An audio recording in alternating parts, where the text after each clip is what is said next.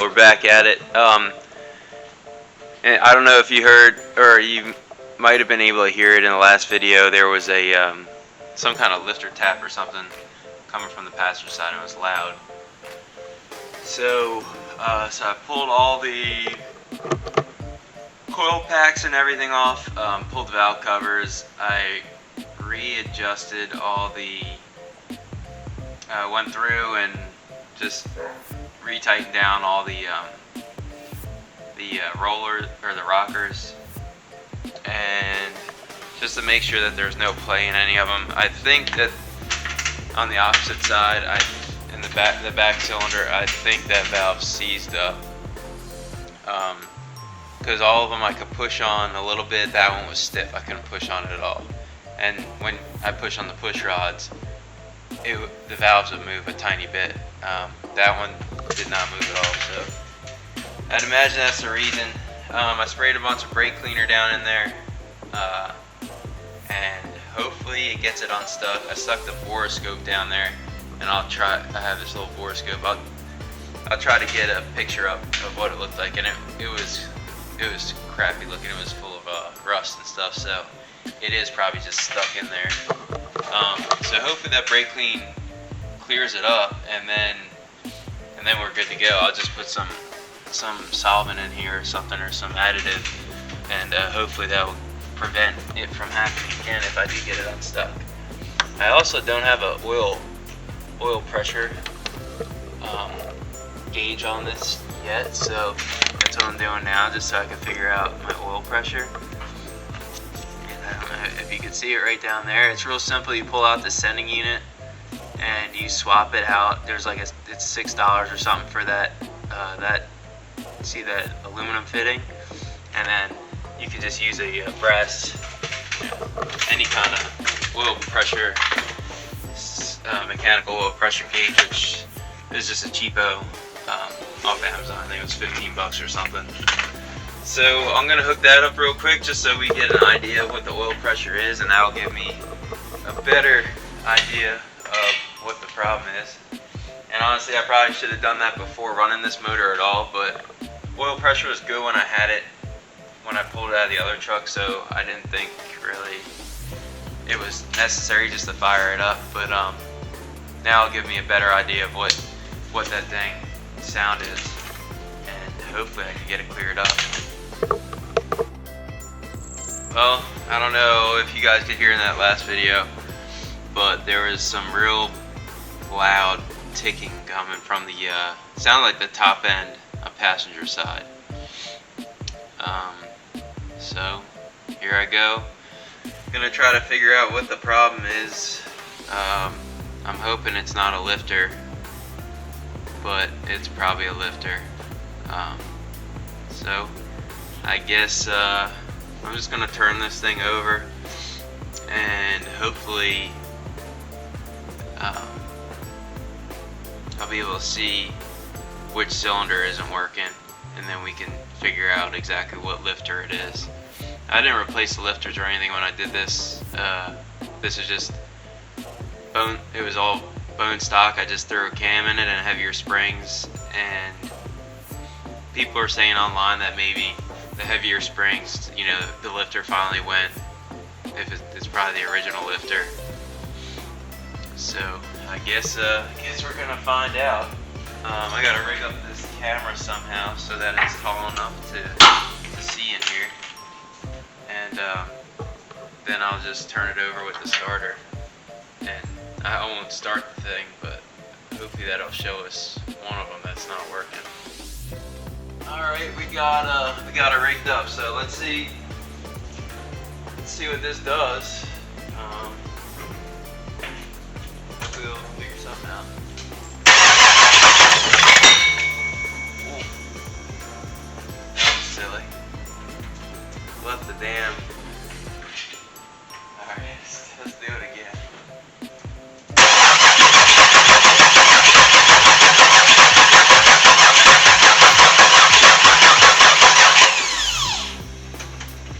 Let's put this battery on the charger.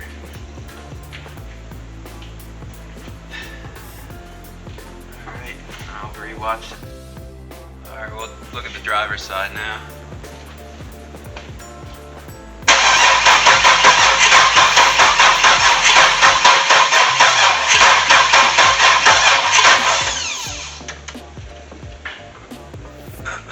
Check that out. Alright, so how you check the injectors, I just cut a let's see if you can see it. I just cut a piece of this off the old harness. This is an old injector plug or whatever you want to call it. Basically, you're going to want to hook power to this pink one, and then this pink and black is the ground. So you just hook them up to a 12-volt source, and you plug it into your injectors on your rail. So each of these you'll unplug, plug this in, and listen to see if it you can hear it open and close. It'll make like a clicking sound, and if it's not, then it's probably stuck open or closed, or it's not working altogether. So that's the easy way. It's definitely an easy way to test that out. So that's what we'll do right now. I'll try to get good footage, that way you can hear to see what it sounds like when you do have a good one.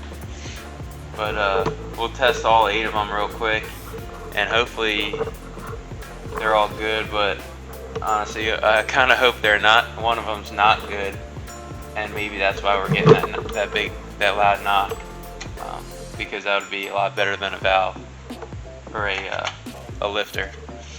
So let's test those out now. Alright, so this is how you test it. So it's all hooked up, and see if you can hear. You should be able to hear it click. Hear it clicking. That means it's opening and closing. So that one's good.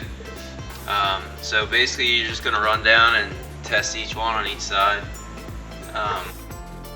Alright, just got done checking them all real quick, and they all are working just fine. So it's next thing I'll do, looks like I'll probably pull the intake, fuel rails. I'll pull all that junk, and then I forget what you call this, but that metal intake cover or whatever underneath the intake, I'll pull that and move all this wiring out of the way, and hopefully I can get that one lifter unstuck, because I'm pretty sure it's that one. It's not budging. Like some of these you can push on them. That thing's awfully loose too. So we'll go from there. But this is the easy setup if you guys want to check your injectors, make sure they're all good.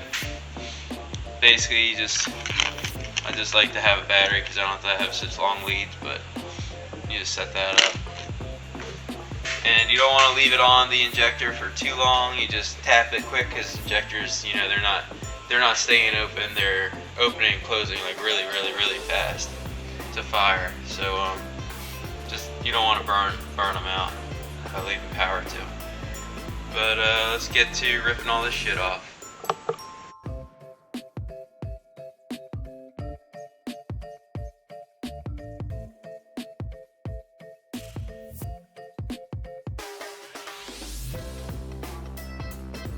So I'm going to go ahead and pull the heads. I'm just going to get all that junk off the driver's side, unbolt the headers, and just unbolt the heads, and then I'll pull them. And that'll give me a good idea of what's going on inside. Obviously, when I look at the lifters, I'll be able to tell which ones are bad or not. And then hopefully I can check the cam lobes for wear.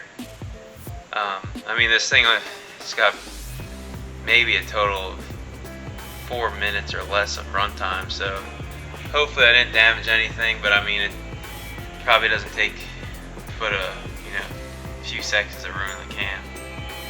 We'll give it a shot. Alright, the head's off. It's actually not very hard at all. It's real simple. That probably took me 20 minutes or so, since the intake and everything was off already. So, head gasket was fine. Everything was fine, and everything looks fine underneath. I can tell I'm not an expert by any means.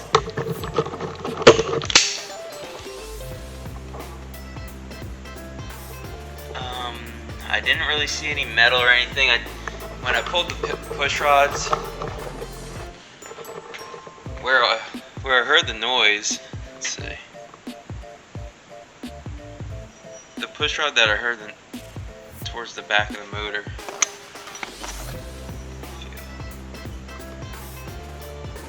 Well, you can kind of see. Well, it's hard to see with this camera. It's not really focusing. You can see that this one's got a different pattern than the rest, so I'm gonna assume that the back, I think it was that one, there were two. There were very, very fine metal shavings in there too, so that's probably from it just beating around in there. Let's see. Make sure I keep those in the, because I might be able to reuse those. I did find this in the top of the tray, and I don't know what that's from, but I'm assuming it's probably from oil, an oil container. It's the foil from the top, and I don't know honestly how it ended up in there, but it was right up in the top of the tray, so that's probably not good either, but at least it is out now. But let me get the light.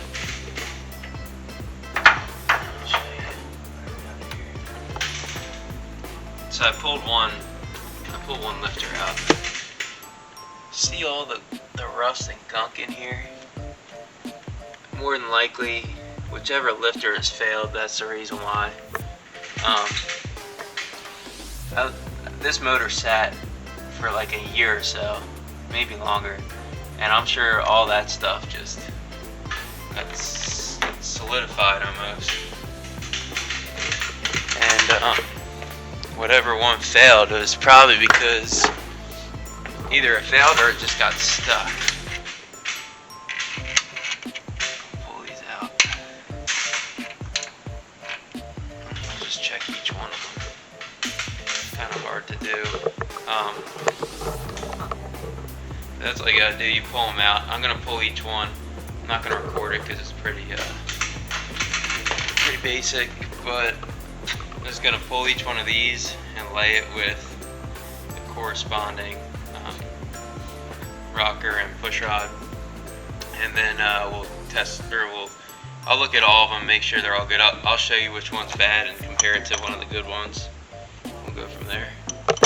Alright, got the heads pulled, got all the push rods, everything out. Everything looked good, as far as I can tell, except for, I'll show you the differences in, all the lifters look fine. They were all the rollers on them were all working fine.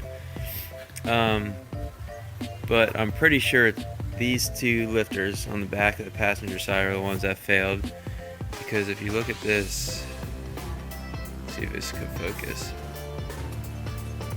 So if you look at this push rod,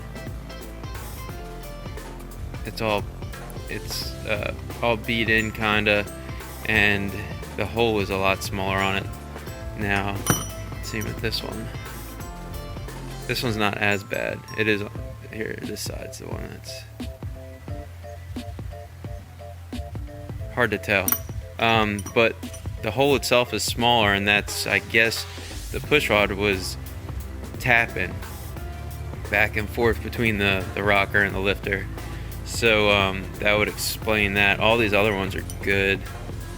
You can see the hole in that. It's nice and defined. There's no real wear on the top of the push rod or bottom. And the lifter trays were good. They felt solid and everything, and you can check that by you just take a lifter and you stick it. It's hard to do with one hand here, and you stick it in that tray. Let's see, it's held in there. There's no twist this way at all, and they're nice and tight. So the trays were still good. I'll just buy new ones anyway though, because they will wear out eventually, I guess. And these trays are the originals, I'd imagine. I'm trying to think what else I can show you. Pretty much gonna I'm gonna rotate the cam and check for any kind of wear, especially basically just on that back. It was on those back two, the back cylinder back there. So I'll check the lobes that would coincide, and then I'll clean all this up. I gotta scrape all the old gasket material off. Waiting on lifters and gaskets to come. So then we'll slap them back on there and hope that that's it, and then we can move on. Overall, it's not a real big job, especially since I got a ton of room in this engine bay. I mean, even the GMT 800s have plenty of room in there to work. You'd have a little bit more of a issue on the driver's side, probably on those than this, but this one wasn't bad. I had a lifter. I had the head bolt ran into here on my firewall, so I had to leave one head bolt in when I pulled it. So I'm imagining I'll probably have to leave one head bolt in just a bit, just so it can clear and I can get it set in there. Only difference on driver's side, it's that passenger. There's three of these bolts here. Mine are 13 millimeter. You have to unbolt those back off the head, and that's it pretty much.